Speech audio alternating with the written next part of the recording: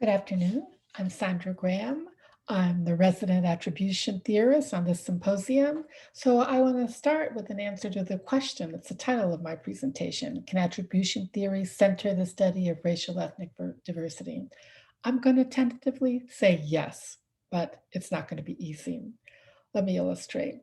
I did a quick and dirty content analysis. I looked at PsycInfo over the 40-year period from 1978 to 2018, entering the keywords causal attributions and attribution theory. The good news that there were 6,300 articles that emerged, which is good in that it shows the continuing vitality of attribution theory. The bad news is that when I entered the keywords race and ethnicity along with causal attributions and attribution theory, only 100 articles emerged, or 1.5% of that 6,300 articles that were documented. So this is discouraging because it tells us that even though attribution research may be conducted in racially and ethnically diverse contexts, not very much of that work has specifically focused on race, ethnicity related variables. But there's hope. So I want to spend the next few minutes telling you how my colleagues and I are using principles from attribution theory to study the social, academic, and life outcomes of ethnic minority youth, and sometimes with a particular focus on African American youth. So let's start with a quick review of the theory. I'm assuming that most of you in this audience know attribution theory. So think of these as a temporal sequence that begins with an outcome, a success or a failure. Following some initial outcome dependent affect, individuals might undergo a causal search, especially when it's unexpected or negative or an important outcome. Causal attributions are answers to why questions. Why did I fail the exam? Why doesn't anybody like me? And in the achievement domain, we know that these are the most dominant perceived causes of success and failure in the achievement domain. That's where the theory started. And of those causes, ability and effort are the most dominant. People attach the most importance to their perceived competencies and how hard they try, in our culture at least. Given that there is a full range of particular attributions they may emerge, attribution theorists have tended to focus on the underlying properties of causes rather than particular causes per se. And these properties are called causal dimensions. And we know with much certainty that there are three dimensions: locus, whether it's internal or external; stability, which designates a cause as constant or varying over time; and controllability, or whether or not there's volitional influence. And in the intrapersonal domain, how I feel about myself, these dimensions have particular consequences for affect and expectancy. And these consequences, in turn, these psychological consequences, in turn, can impact achievement related behavior. In the interpersonal domain, how I feel about other people, controllability attributions have been particularly important. Controllability connotes responsibility. Is the person responsible? Did they do it on purpose? Are they to blame? And we found in attribution research that when outcomes of others are perceived as controllable, that tends to elicit anger. Uncontrollable causes, the person is not responsible, elicit sympathy, and anger and sympathy in turn have behavioral consequences in terms of help or neglect, punishment or not, retaliation or no retaliation. So that's the theory in a nutshell. Causal thoughts determine feelings, and feelings in turn guide behavior. So now let me just quickly tell you how we are studying principles in this attributional model to address problems of particular importance to racial ethnic minority youth. So let me start here. I'm going to give you four quick examples. Let me start here with antecedents. Why does somebody think that the failure was due to lack of effort or lack of ability? We use a lot of information that comes our way. So if I fail the test and everybody else gets 100%, I'm likely to think it's something about my ability. And we've been arguing that teacher behavior might also communicate attributional information. Now, teachers tell kids all the time to try harder, so there's nothing subtle or indirect about that.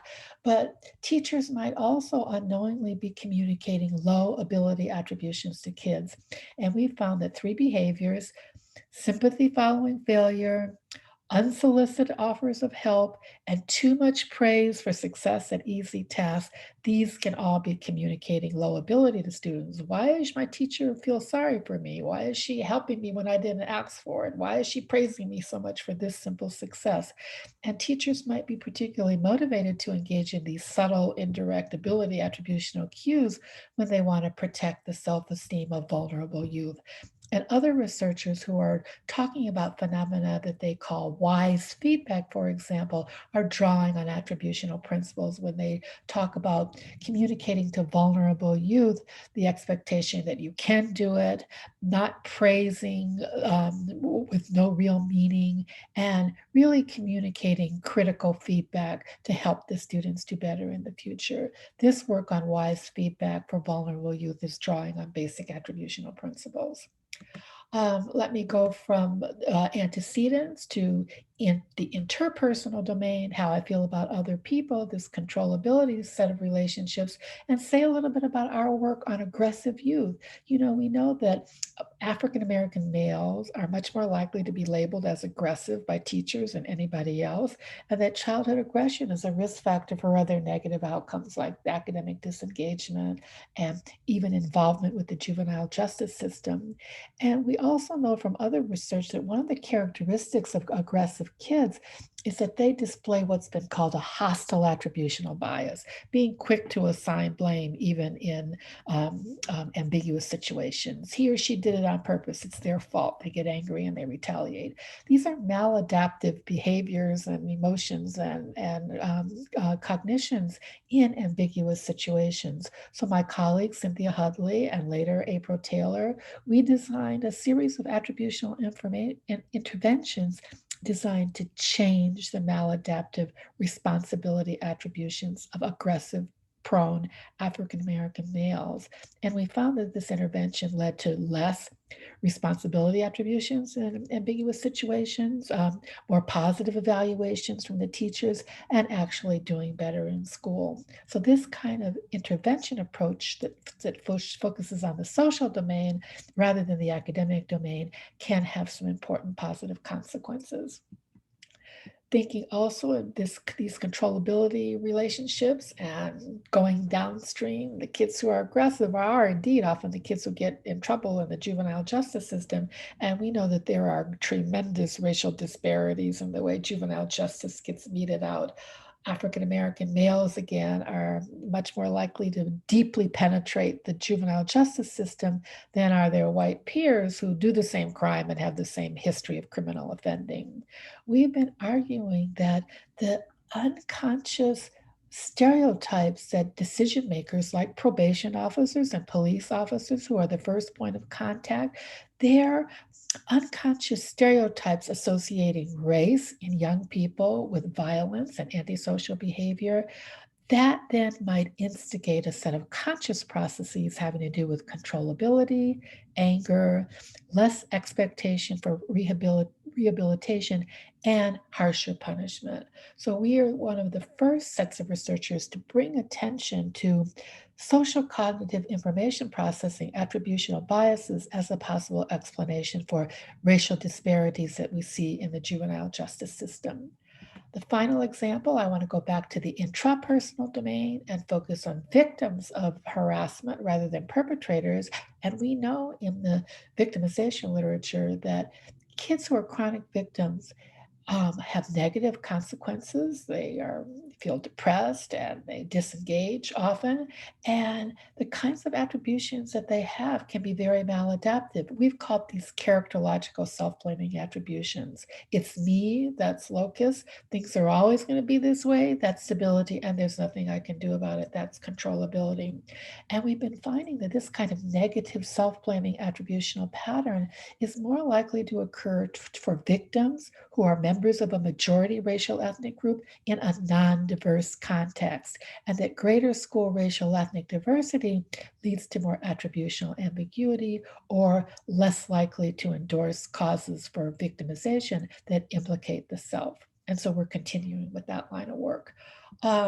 Just to summarize, can attribution theory tell us anything about racial ethnic diversity? Yes, I think the theory can inform us about wise teacher feedback to vulnerable ethnic minoritized youth, social skills training for Black males labeled as aggressive, racial disparities in the justice system, and coping skills for victims of bullying in non-diverse schools. These kinds of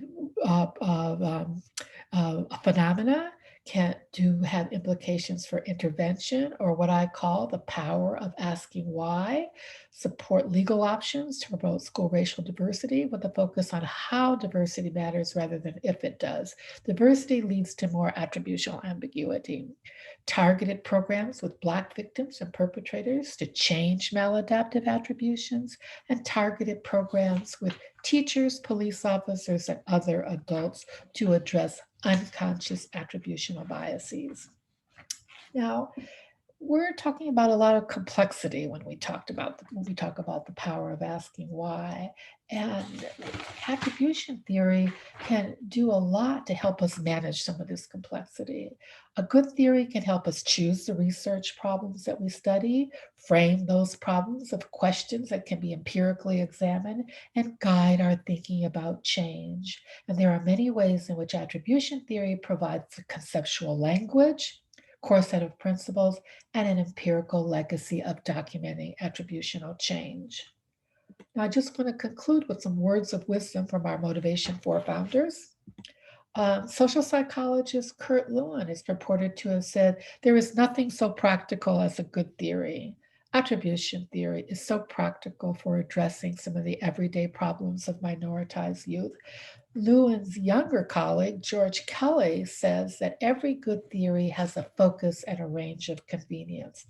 Focus refers to what the theory was designed to predict, and range refers to the breadth of phenomena that the theory can address. As a model of motivation, attribution theory has great focus and range, but we must not lose sight of the fact that when we address issues associated with race and motivation, we are dealing with problems associated with poverty, social inequality, and systemic racism that are beyond the focus and range of convenience of attribution theory or just about any other dominant theory of motivation today. Attribution theory provides us with a good framework to ask some of the right questions in our effort to foster an educational system that is fair for everyone. Finding lasting solutions will require systemic change as well. Thank you.